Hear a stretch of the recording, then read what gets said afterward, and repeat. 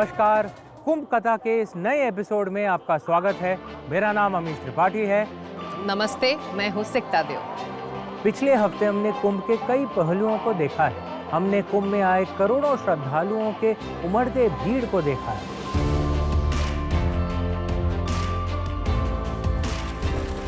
करोड़ों लोग जो आ रहे हैं, ये कहाँ से आ रहे हैं, क्यों आ रहे हैं? ये कैसा भारत है जो एक तरफ अपने प्राचीनता में जी रहा है और दूसरी तरफ अपने आधुनिकता में सांस ले रहा है? ये कैसा भारत है जो एक पांव विश्व महाशक्ति होने की तरफ बढ़ा रहा है और दूसरा पांव अपने परंपराओं में बड़े आराम से बसाए रखा है? ये एक विराट भारत है। ये किसी बनाए हुए नक्शे में नहीं सिमटता, ये किसी इतिहास के पन्ने पर नहीं समाता। ये भारत स्मृति से परे है।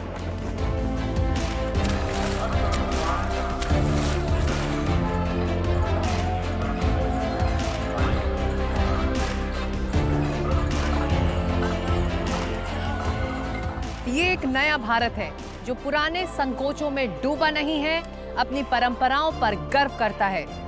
ये भारत बता रहा है कि यहाँ इस वक्त जो कुछ भी होगा वो बड़े पैमाने पर होगा।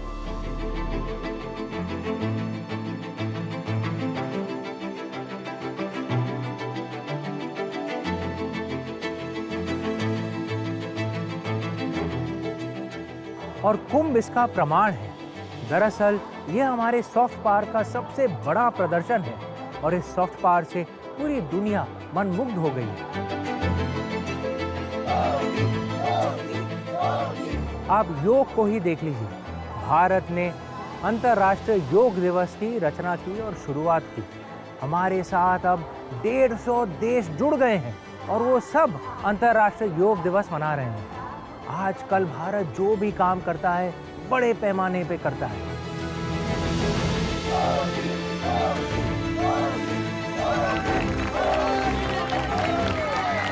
आप वो G20 इवेंट देख लीजिए या अयोध्या में दीप प्रज्वलन, हर चीज बड़े पैमाने पे होती है और कुंभ भी उसका एक और उदाहरण है। इस कुंभ को इस तरह से आयोजित और पेश किया गया है कि दुनिया इसे देखे और सराहे। ये नए भारत का नया कुंभ है।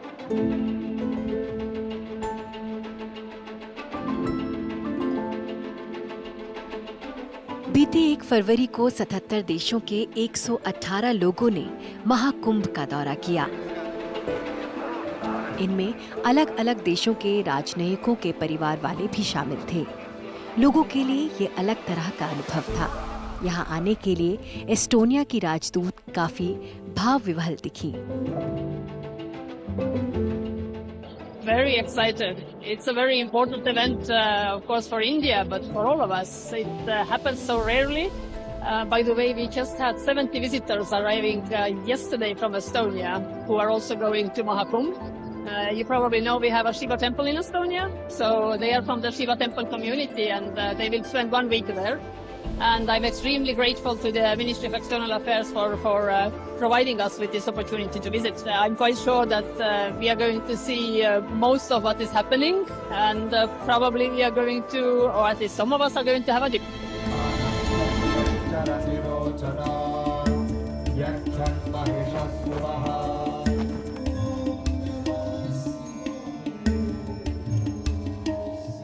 इस कुंभ में बिल्कुल पहले दिन से विदेशों से आए साधु भी दिख रहे हैं। ऐसे लोग जिन्होंने भारत को अपना घर बना लिया, जो बिल्कुल भारतीय ढंग से यहाँ के भजन गाते हैं।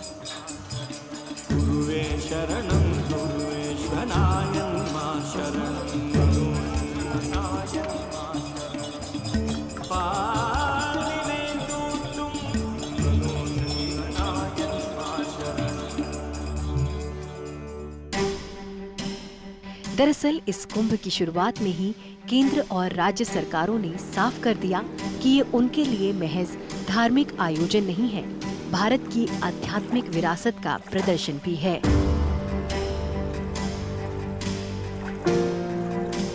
प्रधानमंत्री मोदी ने शुरू में ही कुंभ को लेकर शुभकामनाएं दी। महाकुंभ हजारों वर्ष पहले से चली आ रही हमारे देश की सांस्कृतिक आध्यात्मिक यात्रा का पुण्य और जीवंत प्रतीक है।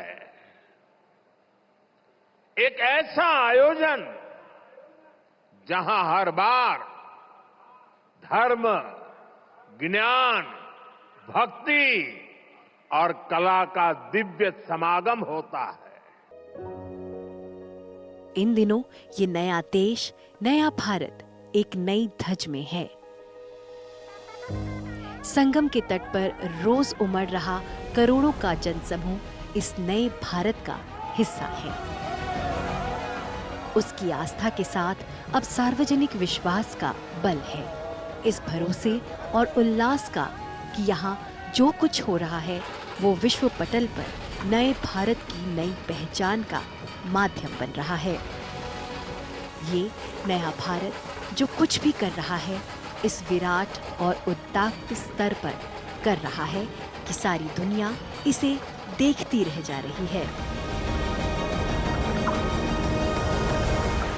भारत की आध्यात्मिक विरासत पर देश और दुनिया गौरव की अनुभूति कर सके।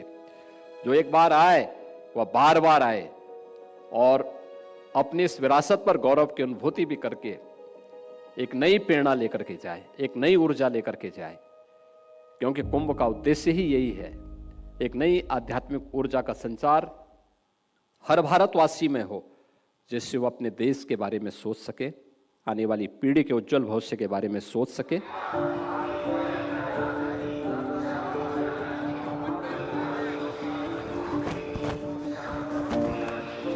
सच तो ये है कि इस कुंभ के लिए जो व्यवस्था की गई है वो अभी तक अद्वितीय, अनुपम कही जा सकती है। देश और दुनिया से लोग आ रहे हैं और बिना किसी मुश्किल के आ रहे हैं।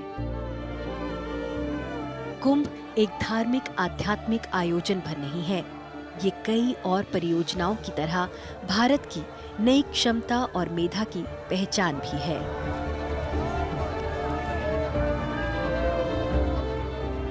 ये अनायास नहीं है कि इस महाकुंभ से निकलने वाले विराट कारोबार का अनुमान लगाया जा रहा है।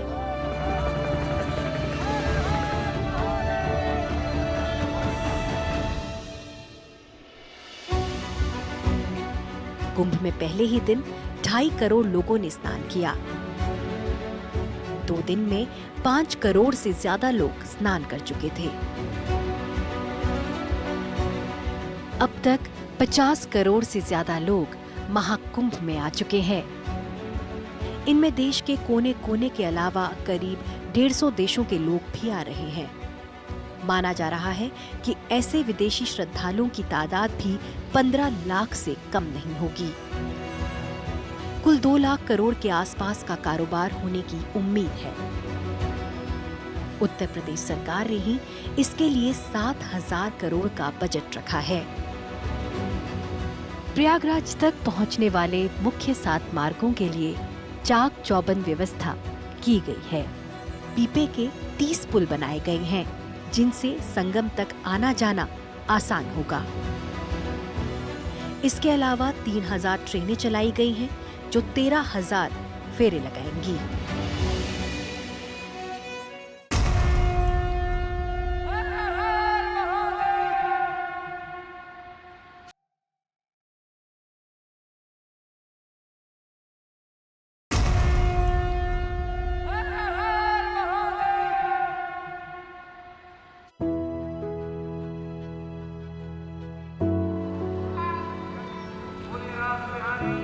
कुंभ नगरी दुनिया भर से आ रहे तमाम तरह के मेहमानों का स्वागत कर रही है।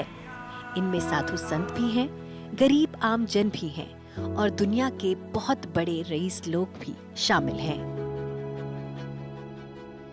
इस वजह से यहाँ जिस 2 लाख करोड़ के कारोबार की उम्मीद की जा रही है, उसमें बड़ा हिस्सा hotel, guest house, transport, tour travels package, Khan पान आदि का होगा।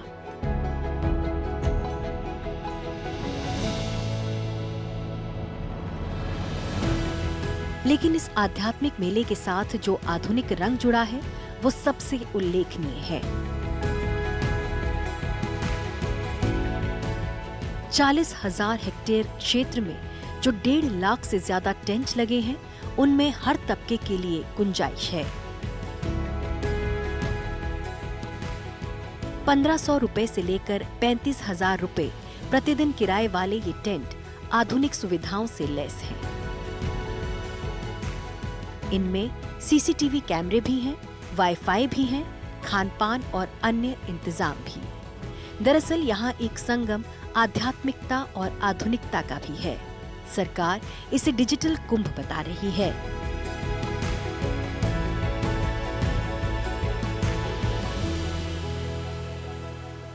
बहुत अच्छी व्यवस्था है, बहुत अच्छे से मैनेज किया जा रहा है। इसमें कोई शंका नहीं है कि इतनी भीड़ के बावजूद भी सबको सब पता है कि किसको कहाँ जाना है, कैसे जाना है और कैसे अपने आप को संभालना है। योगी जी ने बहुत अच्छी व्यवस्था करके रखी है। सुरक्षा कर्मियों का भी काफ़ी अच्छा इन्होंने यहाँ पे प्रबंध है और यहाँ पे डुबकी लगाने का एक अलग ही आनंद है। आज सवेरे हमने सूर्योदय के बाद संगम स्नान किया। सारी व्यवस्थाएं बहुत अच्छी है और सरकार ने सब चीज़ों की बहुत अच्छे से व्यवस्था की है। ओवरऑल मेरा एक्सपीरियंस बहुत ही अच्छा रहा। सरकार ने सारी व्यवस्थाएं दिया है, सबको व्यवस्थित रखा है और सब व्यवस्थित हैं। सारी प्रकार की सुविधाएं मिली हुई हैं, दवा से लेकर के कपड़ा बदलने के लिए, यानी कोई ऐसी व्यवस्था नहीं है कि जो यहाँ पर न हो।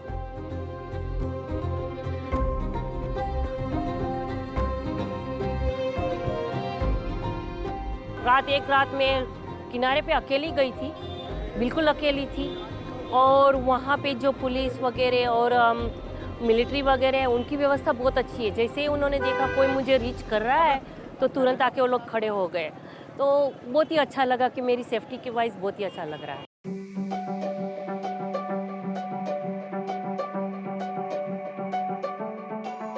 महाकुंभ की सुरक्षा और व्यवस्था के लिए 56 साइबर योद्धा तैनात किए गए हैं।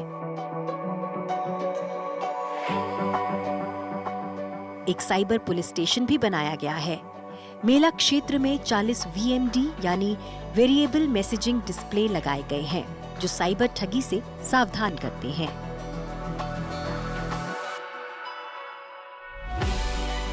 एक 920 नंबर की एक हेल्पलाइन भी है और कई सरकारी वेबसाइट्स पर तरह तरह की सुविधाएं हैं। कुंभ मेला क्षेत्र के प्रमुख स्थानों पर 10 स्टॉल लगाए गए हैं, जहां कुंभ से जुड़ी प्रमुख घटनाओं के वीडियो देखे जा सकेंगे। इनमें अखाड़ों की पेशवाई, उनका स्नान, गंगा आरती आदि शामिल हैं।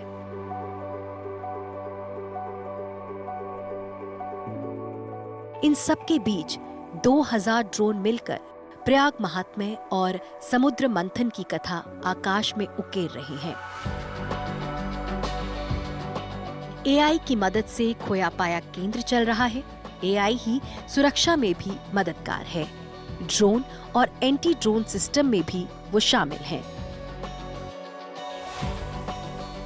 खास बात यह है कि महाकुंभ नगर को बाकायदा एक नए जिले का दर्जा दे दिया गया है और इसके लिए भी ऑनलाइन इंतजाम है।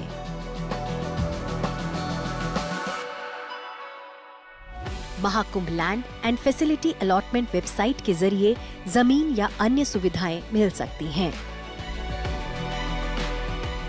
10,000 संस्थानों के डिजिटल रिकॉर्ड तैयार किए जा रहे हैं, जिनमें तमाम सरकारी संस्थाओं के अलावा सामाजिक और धार्मिक संगठन भी शामिल हैं। मॉनसून से पहले और बाद में यहाँ टोपोग्राफी की सटीक जानकारी के लिए ड्रोन सर्वे भी होगा।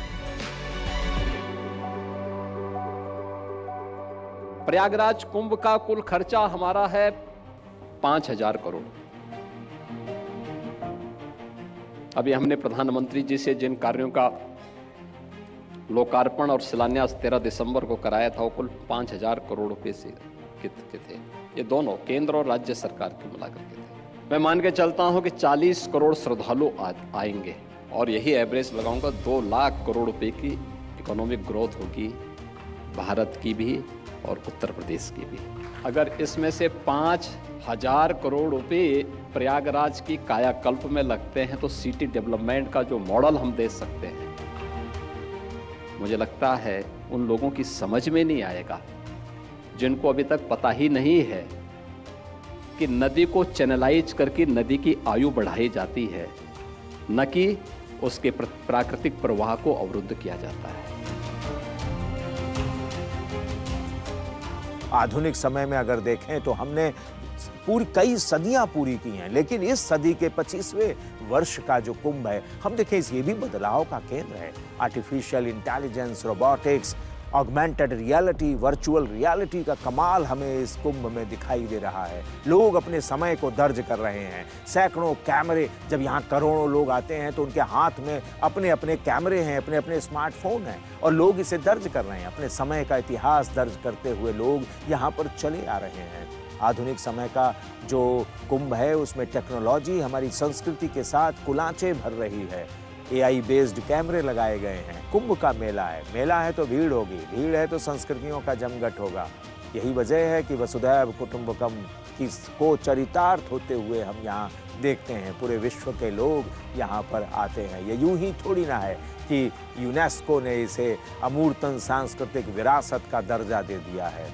ये है भी अमूर्तन सांस्कृतिक विरासत, जिसे आने वाली पीढ़ियां भी संभाले रखेंगी।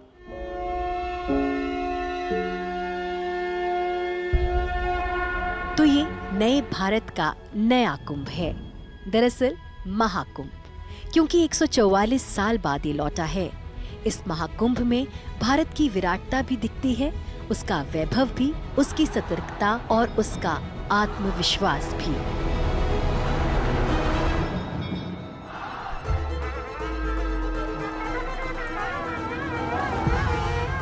महाकुंभ ही नहीं, हाल के और भी आयोजन याद दिलाते हैं कि भारत विकास की नई यात्रा पर निकल चुका है।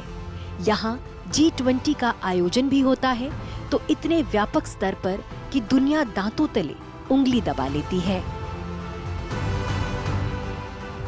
दिल्ली से कश्मीर तक अलग अलग मुद्दों पर उसकी बैठकें चलती रहती हैं। यहाँ अयोध्या में दिए भी जलते हैं तो लाखों की ऐसी तादाद में जिनसे विश्व कीर्तिमान बन जाता है। ये भारत अब ओलंपिक खेलों की दावेदारी का भी मन बना रहा है।